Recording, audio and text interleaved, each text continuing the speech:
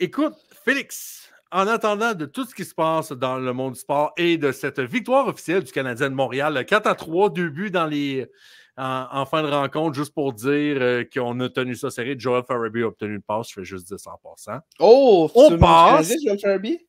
On passe à, vous connaissez le thème? Notre cher Perron d'Église, le segment de l'émission où vous pouvez nous envoyer vos takes absolument scandaleux, vos takes absolument chauds, vos prédictions qui n'ont aucun rapport, votre débat à régler entre vos chums. Voulez-vous qu'on règle un débat entre vos chums, que ce soit sport ou non? Tu sais, est-ce que le bleu est vraiment la meilleure saveur de Gatorade?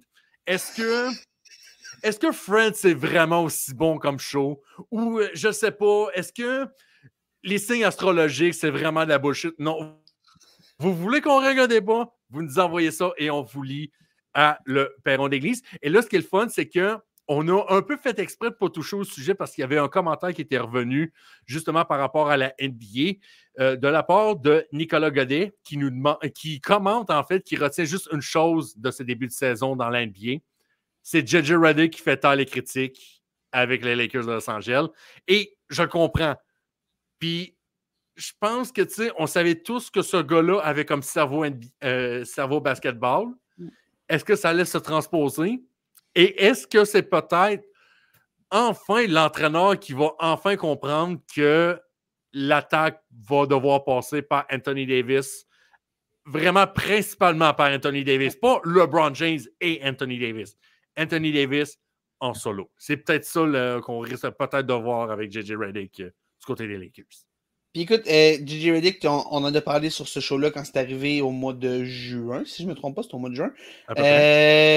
On en avait parlé comme quoi, on doutait pas que ce gars-là n'était pas un bon entraîneur. On se demandait surtout si il était là parce que LeBron le voulait, puis s'il n'y avait pas un conflit d'intérêt, puis si c'était pas juste. Je pense que c'est beaucoup parce qu'à cette époque-là, il n'y avait pas encore statut ce qu'il voulait faire avec ses podcasts puis tout ça. Ouais, c'est ça. Il y avait tout ça. Puis, bref, mais on se demandait à quel point ça allait vraiment être une bonne embauche pour les Lakers, dans le sens est-ce qu'il va vraiment être un aussi bon entraîneur qui. Si tu peux être un bon analyste puis être un mauvais entraîneur aussi, ça arrive, là. Mais en ce moment, JJ Redick fait de l'excellent travail avec les Lakers. Je ne suis pas un grand fan de l'effectif des Lakers en tant que tel. Oui, LeBron, Anthony Davis, évidemment, mais pour ça, je trouve ça un peu mince personnellement.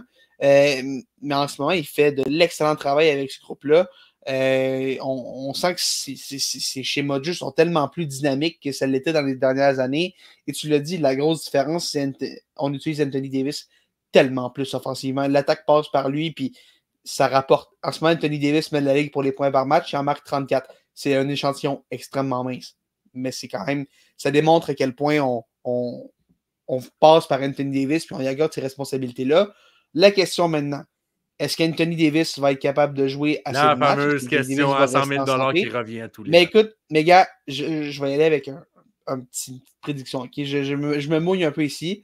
Si Anthony Davis joue suffisamment de matchs, le fameux 65 matchs, là, Anthony Davis va être MVP cette saison dans la NBA. Anthony Davis est tellement... Peu importe, Anthony Davis va être dans la conversation pour le joueur défensif de l'année. Si Anthony Davis marque 34 points par match en plus, comment tu peux... Il va y avoir d'autres candidats, mais comment tu peux possiblement te dire que ce gars-là n'est pas un des candidats les plus méritants? Anthony Davis, on n'a jamais remis en doute que ce gars-là a le talent d'être un des 10-15 meilleurs joueurs de la NBA. Mais si Anthony Davis joue vraiment offensivement à la hauteur de son potentiel, ce gars-là a le potentiel d'être numéro 1 de la Ligue. Oui, il y a des Luka Doncic, des Nikola Jokic, des Giannis Antetokounmpo, il y en a des Shai Gilgeous-Alexander. Il y a tellement de bons joueurs, mais si Anthony Davis, qui est un candidat éternel au titre de joueur défensif d'année, si ce gars-là est capable de marquer 30 points par match, avec un 12 rebonds par match, puis un 2 blocs par match, sérieusement, bonne chance pour y enlever ça. Parce que il va avoir une ligne de stats tellement incroyable. La grande question, c'est est-ce qu'il peut rester en santé? Mais tu sais, on parle aussi, les Lakers vont avoir le spotlight sur eux toute l'année. Je veux dire, veut pas, c'est beaucoup plus facile d'être un candidat sérieux au MVP quand tu joues dans un gros marché. Les Lakers, c'est peut-être le plus gros marché, en tout cas le plus gros cirque médiatique dans lequel tu peux jouer en ce moment avec LeBron, avec Bronny James et tout.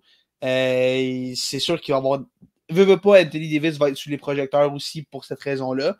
Et si Anthony Davis connaît des grands moments, capable de mener son club peut-être en série, peut-être éviter le play-in, passer directement en série. Tranquillement, pas vite, on va commencer à parler d'un candidat qui est très, très sérieux pour le titre de MVP de la NBA. Parce que j'aime cette prédiction-là, parce que surtout Anthony Davis, puis corrige-moi si je me trompe, est-ce qu'on peut parler peut-être, à part peut-être Luka Doncic, comme le meilleur joueur de l'NBA en avoir, en tout cas le meilleur joueur actif présentement dans l'NBA qui n'a toujours pas gagné de MVP? Je fais comme une liste dans ma tête en ce moment. Il y en a évidemment qui sont excellents, qui l'ont. Je pense à des Anthony Edwards, évidemment, qui sont extrêmement talentueux et tout, mais c'est pas impossible de placer Anthony Davis au sommet de cette liste. Je pense que ce gars-là a déjà gagné un championnat avec les Lakers, a déjà gagné 3 fois le titre de champion bloqueur de l'NBA, 5 fois All-NBA, 5 fois All-Defensive. Pour vrai, ce gars-là est déjà dans l'édition des 75e, des 75 meilleurs joueurs des 75 ans de l'NBA. Honnêtement, c'est juste ça qui lui manque à son palmarès. Ouais. Ce gars-là, ça va autant de la renommée, peu importe ce qui se passe. Ouais. À date, il manque juste ça. C'est juste ça qui lui manque. Puis on parle un petit peu moins de lui depuis quelques années parce qu'il est un peu comme dans l'ombre de LeBron James avec les Lakers, mais en ce moment, en 2024, Anthony Davis, c'est probablement un meilleur joueur que LeBron James l'est. Puis c'est rien contre LeBron. Je dis, j'adore LeBron, puis j'adore LeBron en tant que joueur de basket, là, pas en tant que. En tout cas, j'ai déjà parlé un peu de mon opinion de LeBron en tant que personnalité dans la NBA, mais comme joueur de basket, un joueur qui est excellent et tout. Mais Anthony Davis est meilleur en 2024 dans le sens où il est plus jeune. Veut pas, c'est sûr que ça aide. Là, il est dans la fleur de l'âge comparé à LeBron qui approche la fin. Puis Anthony Davis a le potentiel d'amener ces Lakers-là tellement plus loin s'il ne se laisse pas, évidemment, puis s'il joue à la hauteur de son potentiel. Puis Anthony Davis va avoir des soirées plus difficiles. Il y a ces moments-là, des fois, où est-ce que tu le regardes, tu te dis, oh boy, c'est pas facile aujourd'hui. Mais si Anthony Davis est vraiment capable d'être ce joueur-là qu'on voit depuis le début de l'année sur une base régulière, ce sera pas long. Je pense que c'est peut-être déjà un petit peu fait qu'il a supplanté LeBron dans la hiérarchie offensive des Lakers, mais peut-être que ça va rester pour de bon. Puis que LeBron, est-ce que ce serait un problème d'avoir LeBron comme deuxième option chez les Lakers? Non, vraiment pas. Ce serait pas du tout un problème. Puis il pourrait être une bonne deuxième option pour des soirées où Davis, c'est moins facile. Puis il y a comme cette hiérarchie-là qui est peut-être en train de changer chez les Lakers. Et sérieusement, je me dis que c'est pas une mauvaise chose. Je me dis qu'il n'y a pas beaucoup d'entraîneurs dans l'NBA qui pourraient imposer justement cette hiérarchie-là. Je pense à un J.J. Redick qui a été un gros nom sur la sphère médiatique, qui a connu une belle carrière dans l'NBA, qui a été à peu près, possiblement l'ultimate bad boy au collège à Duke. Je pense que ça peut être le genre d'entraîneur que justement on lui... je pense qu'il y a le respect assez énorme de la part de ces joueurs pour justement imposer cette hiérarchie-là. Mais tu sais, on parle d'Anthony Davis, mais tu sais, LeBron James à 39 ans qui fait 23 points, qui a à peu près 8 rebonds par match, puis 8 passes à 39 ans. Si je te dis, c'est pas une mauvaise deuxième option. Puis c'est l'autre affaire avec J.J. Redick, c'est un gars qui a le respect de ses joueurs, mais c'est un des gars qui a le respect de LeBron James. C'est peut-être une des seules personnes qui peut regarder LeBron James droit dans les yeux et dire, man, je pense que pour le bien de l'équipe, tu serais mieux que tu sois notre deuxième option, puis que LeBron le prenne pas mal. Je pense qu'il n'y a pas beaucoup de personnes qui peuvent dire ça. J.J. Redick est comme dans le inner circle, le cercle de confiance de LeBron. Puis je pense que c'est quelque chose qui se fait pour le bien de l'équipe. Je pense que LeBron va le réaliser aussi éventuellement que en ce moment, c'est peut-être rendu l'équipe d'Anthony Davis. Deuxième question par rapport au perron d'église qui nous provient de l'ami Mathieu Vachon qui nous demande, les Chiefs sont déjà à 6-0, mais en fait 7-0, il nous avait posé la question avant le match de ce soir contre les Raiders, et qui dit, c'est bizarre à dire, mais ça fait peur pour les éliminatoires, il ne faut pas... les Chiefs ne peuvent pas être mauvais dans une année complète, même si on est à peu près à la moitié de la saison et on est toujours invaincu. Moi, ce que je me... on peut voir ça de deux façons. Là, je pense que Mathieu, c'est un point légitime qu'il apporte. C'est que tu ne peux pas être aussi mauvais ou être aussi correct et être à 7-0. Mais je l'ai déjà dit, les bonnes équipes trouvent le moyen de gagner les matchs, ou même si quand tu dis on n'a pas été à notre meilleur, on réussit à gagner ces matchs-là. Est-ce que les Chiefs peuvent vraiment se rendre au bout malgré tous les points, pas les points négatifs, mais tu sais, juste le manque de oomph, le manque de swag qu'il y a autour de cette équipe-là. Travis Kelce, qui, avant le match d'aujourd'hui, n'avait toujours pas de toucher, soit dit en passant.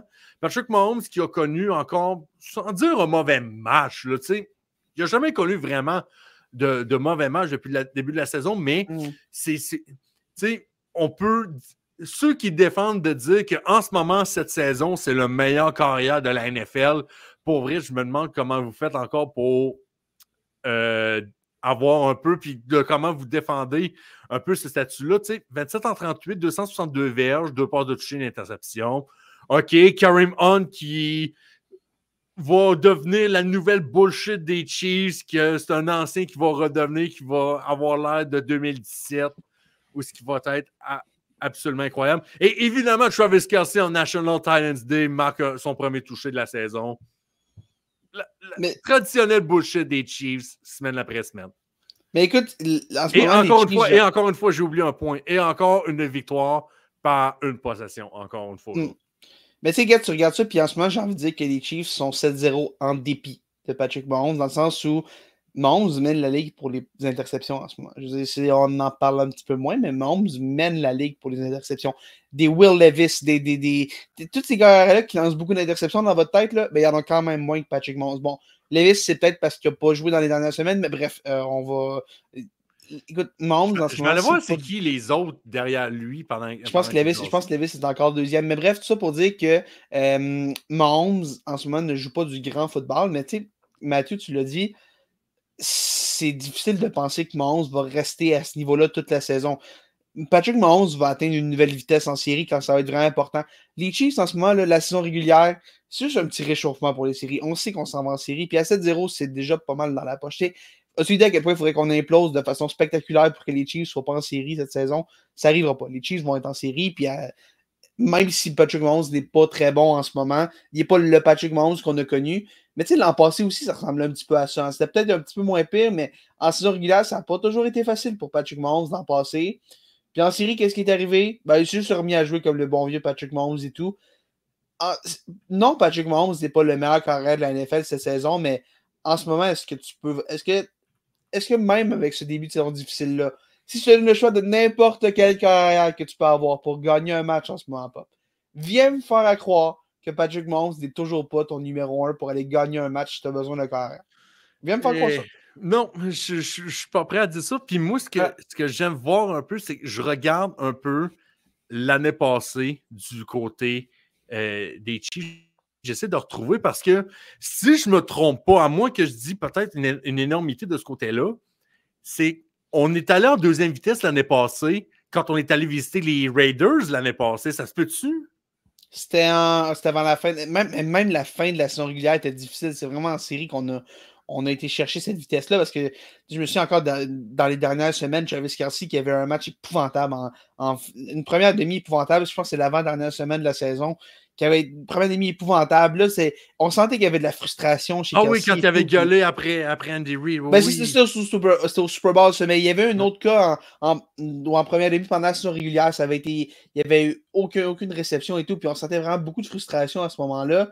Puis c'est même à ce moment-là, je me disais peut-être que c'est sa dernière saison à Travis Kelce. Peut-être qu'il prend sa retraite à la fin de l'année. Tu regardes ça, puis l'affaire aussi, oui, les Chiefs, on parle beaucoup des déboires de Patrick Mahomes, mais il ne faut pas oublier que ses receveurs tombent au combat comme des mouches. Rashee Rice qui s'est blessé, Hollywood Brown qui n'a pas joué un match de son régulière. On s'est dit, tu sais qu'on a Juju Smith-Schuster qui va venir sauver tout ça comme si on était en 2017. Non, Juju Smith-Schuster qui se blesse n'est pas là. Le nouveau cette année, cette semaine, DeAndre Hopkins qui arrive, qui n'a pas un grand match, mais tu sais, il est arrivé mercredi. Évidemment, il ne fallait pas s'attendre à ce qu'il connaisse un énorme match aujourd'hui. Il n'a pas été mauvais. Il a quand même eu quelques attrapés de qualité. Je pense que si Hopkins est capable de s'intégrer, on peut au moins temporairement remplacer Rashee Rice. Ce ne sera pas Rashee Rice, mais Hopkins est quand même capable de prendre un rôle comme ça. Ça va en prendre plus de Kelce, évidemment, peut-être plus qu'on aimerait. Je pense qu'on retient peut-être un petit peu Kelce pour le garder frais pour les séries. Xavier Worthy va devoir prendre un pas en avant. Et oui, il y a des moments, mais il y a des moments où c'est difficile aussi, des échappées de ballon. Et surtout, ça va prendre un retour de peut-être Hollywood Brown en série. Et il faut que Kerry Munn continue à courir comme si c'était 2017. Parce que, écoute, moi, je regarde cette attaque-là. Là. Patrick Mahomes, Kerry Munn, DeAndre Hopkins, Travis Kelce. Hey, ça aurait-tu pas été cool en 2018? En 2018, ça aurait été incroyable. 2018, c'est l'attaque du siècle que tu as construit là. Mais en ce moment, les gars sont plus tous jeunes nécessairement. Hopkins et Kelce, surtout, puis même Kerry Munn qui est vieillissant pour un porteur de ballon. Mahomes, encore du travail à faire, mais ce qui aide beaucoup Mahomes aussi en ce moment, c'est que le fait qu'il y a une défense monstrueuse. Et aujourd'hui, qui commence dans son interception. Aujourd'hui, Mahomes a lancé son interception. OK, les Chiefs étaient à la ligne de 2, leur ligne de 2. Puis Mahomes lance une interception. La passe est rabattue. C'est pas complètement de sa faute. La passe a dévié et tout. Les Raiders ont repris le ballon et ont été arrêtés 4 fois à la ligne début des Chiefs. Ils ont été arrêtés 4 fois. Quel jeu défensif. Et en fin de compte, les Chiefs ont repris le ballon à leur ligne de 8, je pense, quelque chose comme ça. On a repris le ballon plus loin. On a avancé de 6 verges. Mahomes a lancé une interception, puis il a quand même avancé de 6 verges. En donnant aucun point. En donnant aucun point. Tu vois, ce gars-là a juste un cerveau qui procède l'information différemment de nous. Il savait qu'il lançait une interception parce que ça allait faire avancer son équipe parce que la défense, c'est la meilleure unité des Chiefs en ce moment. Ce gars-là a juste un cerveau qui est plus intelligent que tout le monde. Vous comprenez juste pas comment ça marche dans le cerveau de Patrick Mahomes. Ah, écoute. Pour vrai, là, on est à 7-0. Là, on est rendu pas encore totalement la moitié de la saison pour les Chiefs. Il reste encore 9 matchs. Ouais. Je regarde le calendrier, OK? Et je regarde ça. Tampa Bay à maison. Denver à maison. On s'en va à Buffalo le 17 novembre. On s'en va à Caroline le 24. Les Raiders à maison. Les Chargers à maison, à Cleveland à la mi-décembre, Houston à maison, on finit la saison Pittsburgh Broncos. C'est quand la première défaite des Chiefs? Peut-être Buffalo. Peut-être, mais encore là, je suis pas sûr, je pense qu'on peut gagner ce match-là. Je sais pas. Josh Allen qui est incapable de closer le deal contre Patrick Mahomes maintes à moins de fois. Pour vrai, je regarde le calendrier. Les Bucks, la semaine prochaine, si c'était pas Chris Godwin et Mike Evans qui étaient blessés, j'aurais pu te donner une chance. Mais pour le reste, là, honnêtement, tu peux me sortir un argument que les Chiefs finissent 17-0 cette année. Puis je pense que même si Mahomes joue pas mieux, je pense qu'on va en échapper nous deux quand même. Je pense pas qu'on va finir 17-0. Oui. Il va y avoir une petite game de bullshit. Là. Nick Chubb va courir pour 250 verges. On comprendra pas trop comment c'est arrivé. On ne comprendra pas. Ou genre, ça va être une game dans une tempête de neige à Buffalo. Ouais, une bullshit de même. Là. Il va se passer de quoi. Puis... Mais en ce moment, tu regardes ça et tu te dis, gars, Mahomes n'est pas bon. Mais pas bon. Mahomes n'est pas incroyable. Mais les Chiefs sont 7-0 puis on a de la misère à trouver le moment où ils pourraient perdre un match. Ça donne une idée quand même des Chiefs en ce moment-là. On voit Mahomes comme étant pas parfait. On le voit comme étant possible de s'améliorer, mais on le voit comme pas parfait. Puis on a de la misère à trouver quand est-ce que les Chiefs pourraient perdre un match quand même. C'est fou, là. C'est fou. Écoute, en ce moment, Patrick Mahomes est effectivement à égalité pour le nombre d'interceptions. Il y a Gardner Minshew. Ah ouais. Puis il y a aussi Jordan Love aussi, je pensais pas. Oui, c'est vrai. Il est parti sur sa phase près de Favre, là, où est-ce qu'il te fait des passes de toucher monstrueuses, mais il te lance des interceptions que tu dis, ce gars-là, jamais joué carrière de sa vie avant. Là. C'est vrai. Ouais. Fait que je me dis que vous l'aurez vu, les Chiefs, non seulement vont faire un three-peat, mais ils vont faire un three-peat sur une saison parfaite, ce que les Pats n'auront jamais réussi. Et là, ça va être la déchéance. Tout le monde de la NFL va mourir et imploser de colère rendu au mois de janvier.